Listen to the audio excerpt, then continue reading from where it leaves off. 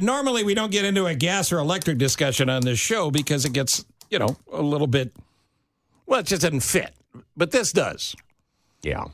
The city is in the midst of pushing another idea, which seems to be, and it's my words, on the surface. What? And the idea being we're going to replace gas with electricity. Right. It's an ordinance that would require new buildings and homes to use electric over natural gas. Let me bring in Alderman Gil Villegas about this. Where did this start, Alderman? Hey, good morning, Steve. Hey. This has resonated and started on the West Coast, found its way to the East Coast, and naturally, since we're the third largest city, it was just a matter of time before it came to Chicago. So there's a coalition that's pushing for natural gas ban, despite California, the California Restaurant Association winning a lawsuit that struck down that law in Berkeley, and then New York right now is challenging the natural gas ban in New York.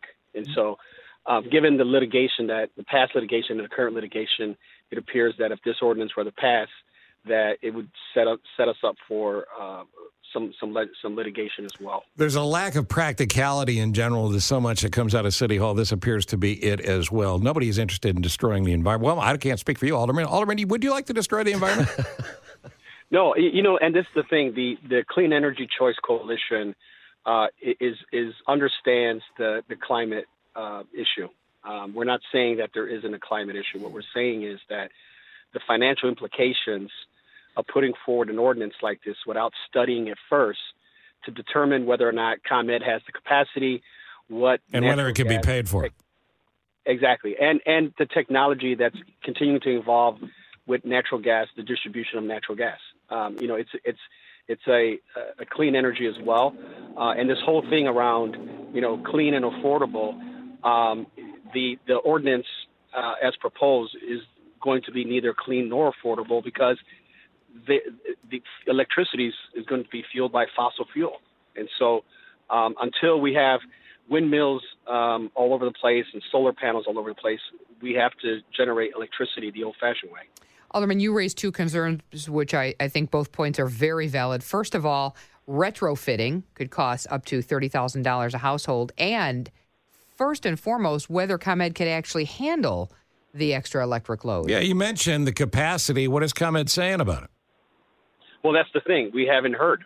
So that's why the resolution that we're submitting today, along with a host of other aldermen that have concerns, especially given the what we saw this past winter, last couple of weeks ago, or even last week, where we were sub-zero, and we had electricity go out. And so we haven't heard from ComEd as to how the grid can sustain new houses coming online, and then also what are they doing with their current infrastructure to make sure that they're supporting it if they were to be retrofitted. And the retrofitting for restaurants would be a huge cost. Mm-hmm. Look, I want my stove to work, your laundry to work, and if electricity is the answer and it's a foolproof situation, it's fine.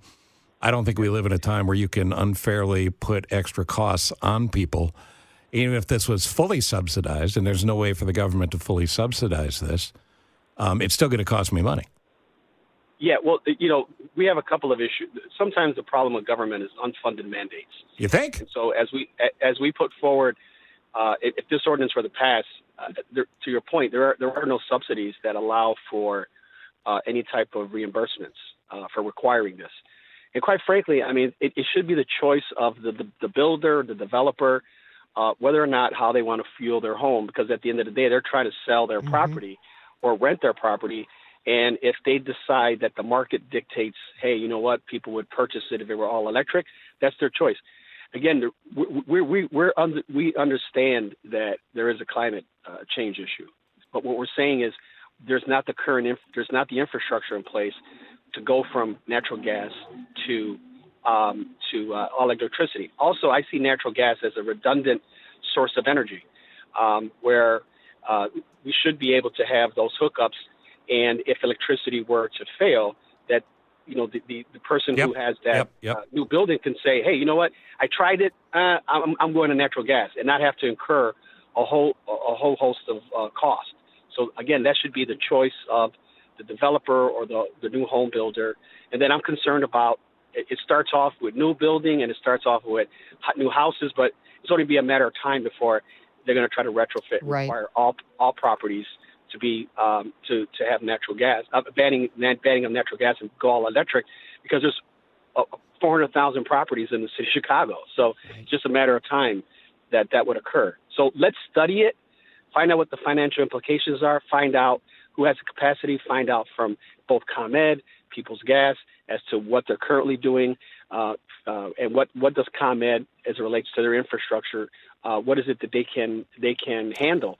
They went to the ICC looking for $1.5 billion for infrastructure and were unsuccessful. So there needs to have this discussion. And what I'm saying is, let's have that discussion. Let's have a robust discussion based on the findings. Then you could propose an ordinance that will have facts behind it. That kind of logic, Alderman, there's no place in politics for logic and clear thought. You understand that, right? Well, again, there's a bunch of us on the city council trying to do the right thing. We're trying, and I think that I think the administration will have to take a look at this and really understand that the same way we're studying other things, that we need to study this before we can get an ordinance passed. Right, and think of jobs too, obviously, and because your resolution is supported by the union, specifically the gas workers union. Well, it's supported by, and the coalition is just beginning. I mean, so right now, there are some of the building trades that are associated with some of the work, whether it's Local 150, Local 18007, which are the gas workers union, or the laborers. But there's the Southland Chamber of Commerce that's concerned, and building owners and developers, they're all concerned. Restaurant Association is concerned. So there's a whole host of people. And as we begin to educate people about some of the financial implications, I suspect that coalition will grow larger. And no one's opposed to taking care of the environment. I want to continue to echo that, because I don't want people to think that we're just like, hey, just continue to burn. No, that's not what you're saying. No, what we're saying is, let's make sure that we can afford this. Let's make sure that we're getting the input of folks that ultimately are going to invest in Chicago and build in Chicago prior to putting forward an ordinance. Let's study that first. City residents and even people that don't live in the city but want to express their views, how do they do it? Well, they should continue to follow. They can follow me on social media, on Facebook, Twitter, and Instagram. I'm not on TikTok. My staff's been trying to get me there. I'm just on those three. Well, learn how to dance. What is your handle for the other social media? Yeah, so it's at Gilbert Villegas, 36 Ward, or you can just do a Google search and it'll pop up. But my thing is, follow us, and also the Clean Energy Choice Coalition is at cleanenergychoicecoalition.com, and they'll have their information as well on social media, because I suspect that there'll be a campaign to educate people on both sides, whether it's the other folks or the Clean Energy Choice Coalition. But I think it's the responsible thing to do, to study it, find out what the cost is, and then allow folks to determine whether or not they want to move forward in that direction. For us just to require and ban natural gas, I think is just not the right thing to do right now. We will need you back on this, so I hope you'll come back and join us. No, absolutely. Thank you for the opportunity to express the concerns from not just me, but my colleagues and the coalition. But we hope to continue dialogue with the administration as well. Yeah. And we would encourage your listeners to reach out to the administration to say talk to each other. Let's study this. Let's study this. We all want to move in the right direction. Again, we got to be responsible how we do it. Thank you, man. Appreciate you coming on. Thanks, Alderman. You think about the wage thing and the paid time off thing that was jammed down restaurant throats, and restaurateurs and mom and pop shops and taco stands and whatever. They're all going to have to raise their rates and raise their prices, and then people don't come into the city to go to dinners, and there's not enough of a tax base. The dominoes fall, people. Yeah, they do. Good leadership creates great things. Bad leadership, well, you know the rest.